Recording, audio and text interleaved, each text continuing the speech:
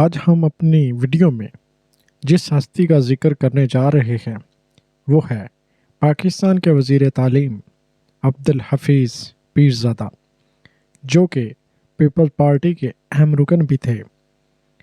آج ہم اپنی اس ویڈیو میں ان کے تمام لڑکیوں سے رہنے والے چکر آپ لوگوں کے سامنے رکھیں گے۔ مزید آگے بڑھنے سے پہلے اگر آپ نے ہمارے چینل کو سبسکرائب نہیں کیا تو سبسکرائب کر لیں تاکہ آنے والی ہر اپڈیٹ آپ تک بروقت پہنچ سکے۔ تو جناب ویڈیو شروع کرتے ہیں۔ ذوالفقار بھٹو نے جب جنوبی کوریا کے دورہ کیا تو وہاں پر ان کو جمناسٹک کا سسٹم بہت اچھا لگا۔ واپس آ کر انہوں نے باقاعدہ طور پر اس کا اعلان کر دیا، جس کے تحت نیشنل یوتھ آرگنائزیشن قائم کی گئی اور اس کی نگرانی جناب عبدالحفیظ پیرزادہ کو سونپ دی گئی۔ عبدالحفیظ پیرزادہ نے اس نیشنل یوتھ آرگنائزیشن کو اپنی رنگ رلیوں کو پورا کرنے کے لیے خوب استعمال کیا۔ وہ وزیر تعلیم تھے اور اس طرح ان کے روابط خواتین اساتذہ کے ساتھ تھے۔ اس طرح ان کا جو سب سے بڑا کردار سامنے آیا وہ تھا پشاور کی خوبصورت حسین و جمیل لڑکی مس سمینا۔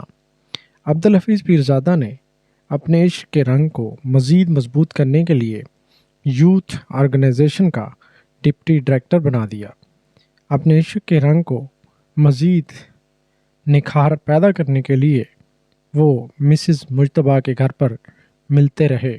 لوگوں کے گھروں میں ملتے ملتے فیصلہ کیا کہ کیوں نہ اب شادی کر لی جائے، لیکن یہ خبر عبدالحفیظ پیرزادہ کی پہلی بیوی سعدیہ کے کانوں تک پہنچ گئی تو سعدیہ نے واویلا کیا اور وہ نکاح کے بندھن میں نہ بن سکے۔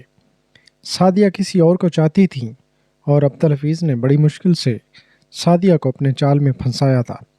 سعدیہ کی پہلی شادی ہارون جعفر سے ہوئی تھی اور وہ عبدالحفیظ کے بہت گہرے دوست تھے۔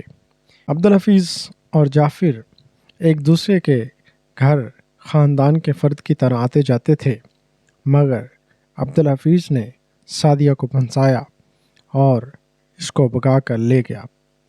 کافی عرصہ بعد وہ واپس آ گئے اور سعدیہ کو ہارون کے سپرد کرنے کی کوشش کی، مگر اس نے اس کو قبول نہ کیا۔ عبدالحفیظ پیرزادہ کے تعلق بابرہ شریف کے ساتھ بھی بہت بڑے مقبول ہوئے۔ اسی کے ساتھ ہی دیجیے اجازت، ملیں گے کسی نیا اسکینڈل کے ساتھ۔